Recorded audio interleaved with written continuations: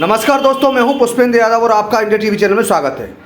हम आपको उस खबर की तरफ लेकर चल रहे हैं। लखनऊ में राजनीति को लेकर महासंग्राम छिड़ा हुआ है और यह संग्राम किस बात को छिड़ा हुआ बता देंगे। उत्तर प्रदेश की राजनीति में महाराणा सांगा विवाद इतना गहराता जा रहा है कि लोग जगह जगह पुतले फूंक रहे हैं। एक तरफ करणी सेना, तमाम भाजपा समर्थित लोग पुतले फूंक रहे हैं। जो रामलीला सुमन सपा सांसद, राज्यसभा के सांसद हैं, उनके पुतले फूके जा रहे हैं, उनके आवास पर हमला किया गया है। और वहीं समाजवादी पार्टी के जो कार्यकर्ता हैं, उन्होंने लखनऊ में आज भारतीय जनता पार्टी के विरोध में पुतले फूके। फिलहाल ये तस्वीरें आप देख रहे हैं, क्योंकि यह मैं तस्वीरें आपको दिखाना चाहता हूं। यह उत्तर प्रदेश की आगरा की तस्वीरें, जहां रामलीला सुमन जो राज्यसभा सांसद हैं, उनके घर पर यह हंगामा हो रहा है, तोड़फोड़ हो रही है। और इसके बाद मैं आपको तमाम तस्वीर दिखाऊंगा लखनऊ की, कि जब लखनऊ में समाजवादी पार्टी कार्यकर्ता भी वहां रोष प्रकट कर रहे हैं और पुतले दहन कर रहे हैं। लेकिन मामला कहां हो रहा है? मामला इस जगह हुआ कि राजनीतिक संग्राम इसलिए छिड़ा हुआ कि जहां समाजवादी पार्टी पीडीए की बात कर रही है, वहीं भाजपा ने इसे मुद्दा बना लिया है कि राणा सांगा को लेकर समाजवादी पार्टी के राज्यसभा सांसद रामलीला सुमन ने विवादित बयान दिया है। उन्होंने राज्यसभा में औरंगजेब विवाद पर अपना पक्ष रखा था। सीधे तौर पर मुगल शासक बाबर को भारत में बुलाने जाने के लिए राणा सांगा को जिम्मेदार ठहराया है। हालांकि इतिहास में इसको लेकर अलग अलग बातें लिखी गई हैं और दर्ज भी हैं बुकों में, किताबों में, लेकिन उसके बावजूद भी सदन के पटल पर समाजवादी पार्टी के नेता के बयान ने उत्तर प्रदेश की राजनीति में भूचाल सा मचा दिया है, भूचाल ला दिया है। जिसमें राजपूत समाज पूरे मामले को लेकर आक्रोशित है। लेकिन वहीं 2027 के चुनाव को लेकर सपा प्रमुख अखिलेश यादव ने भी इस मामले को साधने की पुरजोर कोशिश की है। समाजवादी पार्टी के नेता अखिलेश यादव ने खिलाफ लगातार प्रदर्शन में हो रहे एक बड़े वर्ग को सीधे साधे नाराज करने के मूड में अखिलेश यादव नहीं दिख रहे हैं। ये तस्वीरें मैं आपको अखिलेश यादव की दिखाऊंगा, जो अखिलेश यादव ने भी इस मामले को बयान दिया है। लेकिन इसके साथ मैं बता देता हूं कि जो राणा सांगा के खिलाफ विवादित बयान के मामले में जो आगरा के सांसद रामलीला सुमन है, उनके घर पर राजपूत करनी सेना का प्रदर्शन हुआ है, जिसमें आपने तस्वीरें देखी हैं। और आप भी अभी भी तस्वीर देख सकते हैं कि यह वही रामलीला सुमन का आवास है, जहां करनी सेना के कार्यकर्ता यहां रोष जता रहे हैं और तोड़फोड़ कर रहे हैं। इस पूरे विवाद में समाजवादी पार्टी के सामने सबसे बड़ी बात है, क्योंकि ये भारतीय जनता पार्टी ने समाजवादी पार्टी को निशाने पर ले लिया है कि जो समाजवादी पार्टी पीडीए की बात करती है, वही ये राजपूत समाज को नाराज करने के लिए उसका अपमान कर रही है। लेकिन हालांकि अखिलेश यादव सामने आ गए हैं। उन्होंने राणा सांगा विवाद पर पार्टी का रूप साफ कर दिया है। उन्होंने कहा है कि किसी भी जाति वर्ग को निशाना बनाए जाने का इरादा समाजवादी पार्टी का नहीं है। बिल्कुल उनकी तस्वीरें भी हैं और वो कह भी रहे। अखिलेश यादव ने बताया है कि इतिहास के एक पक्षी लेखन की बात कही जाए तो दरअसल समाजवादी पार्टी अध्यक्ष ने लोकसभा चुनाव 2024 के दौरान पिछड़ा दलित अल्पसंख्यक यानी पीडीए पॉलिटिक्स के जरिए उत्तर प्रदेश की राजनीति में बड़ा प्रभाव बनाया है।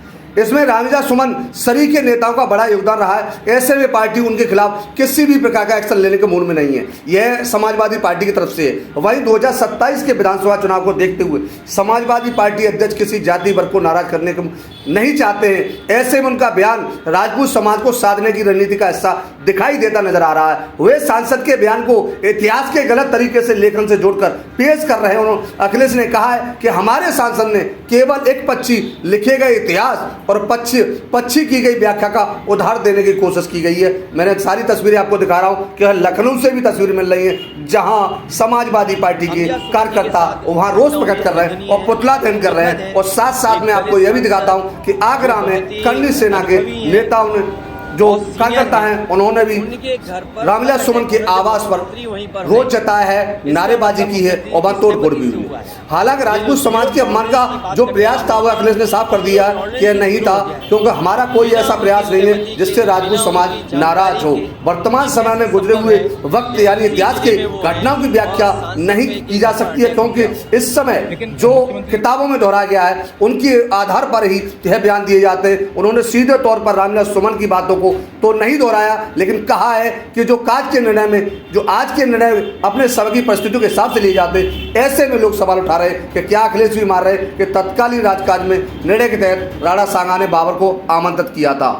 ऐसी तस्वीरें आपको देखने को मिली है, मैंने आपको दिखाई है। इसी प्रकार की बातें रामलीला सुमन ने की है, जो राज्यसभा सांसद में जरिए व मुगल आक्रांता के राणा सांगा को उड़ाते दिखे हैं। वहीं अखिलेश यादव ने अपने सांसद का एक प्रकार से बचाव भी किया है। इसको लेकर राजनीति गर्माती दिख रही है। हालांकि इस समय प्रदेश में, उत्तर प्रदेश में इन विवाद बयान को लेकर, राजू साहब सुमन को लेकर और दोनों पक्षों में, दोनों भारतीय जनता पार्टी कड़ी सेना के बीच में आक्रोश पनपा हुआ है और राजनीति गरमा रही है। तो यह दिखाना है कि दलित, जो राजू साहब सुमन को दलित बताया है, उनके घर पर मामले में सीधे तौर पर पीडीए पर प्रहार जो हुआ है, उस मामले में यूपी सरकार क्या करती है। तो इसी के साथ बने रहे हमारे साथ, इसी के साथ bureau report, India TV, Lucknow.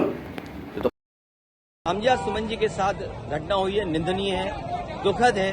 एक दलित सांसद जो बहुत ही अनुभवी हैं, बहुत सीनियर हैं, उनके घर पर तब अटैक होना जब मुख्यमंत्री वहीं पर हैं। इसका मतलब मुख्यमंत्री जी की सहमति से हुआ है। ये जो जीरो टॉलरेंस की बात करने वालों का जीरो टॉलरेंस ही जीरो हो गया है। बिना उनकी सहमति के, बिना उनकी जानकारी के ये कैसे संभव है कि उसी जिले में वो हैं और सांसद पे के घर पर अटैक हो गया हो। लेकिन मुख्यमंत्री, देखिए, ये हमला पूर्व नियोजित तो था ही और बड़े आला अधिकारियों की जानकारी में भी था। दुर्भाग्य की बात यह है कि उस वक्त भी जब उत्तर प्रदेश के मुख्यमंत्री यहां से जरा सी दूर पर एक कार्यक्रम में थे, प्रशासन को जो सख्ती करनी चाहिए थी वो नहीं की गई। बुलडोजर लेके आ रहे थे, लाठी डंडे तलवार लेके आ रहे थे, इसके बावजूद किसी को नहीं रोका गया। तो इसका क्या निष्कर्ष निकालें हम लोग? इस पर शासन का पूरा सहयोग रहा हमलावरों को, और इतनी बड़ी तादाद में आने के बाद गिरफ्तारियां कितनी हुई? कोई हुई गिरफ्तारी? आप समझ रात को ही छोड़ दिया गया, क्या कहेंगे इसको?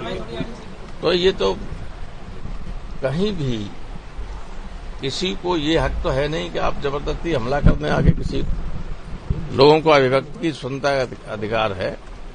संसद में सुमन जी ने जो कहा वो संसद में मामला निपटता है, संसद में उठ रहा है, आज भी उठ रहा है। लेकिन हमला करे कि ये घर पे आके परिवार वालों को, आसपास परिवार छोड़िए, आसपास पड़ोसी लोगों के भी नुकसान हुआ है, गाड़ियां टूटी हैं। तो ये इसके लिए पूरी तरह इस हमले को लेके समाजवादी पार्टी ईद के बाद पूरे उत्तर प्रदेश में आंदोलन करने जा रही है इस इशू को लेके कि सामंतवादी मनोवृत्ति जो है जिस तरह से पनप रही है, और ये तो रामजीलाल सुमन के ऊपर हमला हुआ है। अगर रामजीलाल सुमन दलित न होते, अगर उन्हीं की बिरादरी के होते तो हमला करते ही लोग। ये पूरे पीडीए पर और दलित समाज के ऊपर हमला है। समाजवादी पार्टी इसको किसी कीमत पर बर्दाश्त नहीं करेगी और ईद के तत्काल बाद हमें अगर कार्रवाई नहीं होती है तो पूरे प्रदेश में आंदोलन चलाएंगे। राणा का एक वीडियो आया है जिसमें वो कह रहे हैं कि प्रशासन ने हमारा साथ दिया और वो कह रहे हैं कि हम दोबारा भी हमला ऐसा करेंगे अगर नहीं वापसी मांगी तो। ऐसा है, हम लोग पूरी ताकत लगाएंगे, आंदोलन करेंगे, सरकार को हिला देंगे। कार्रवाई करने के लिए सरकार मजबूर होगी, नहीं होगी तो पूरे राज्य में आंदोलन चलेगा। राज्य से बाहर भी आंदोलन फैल सकता है।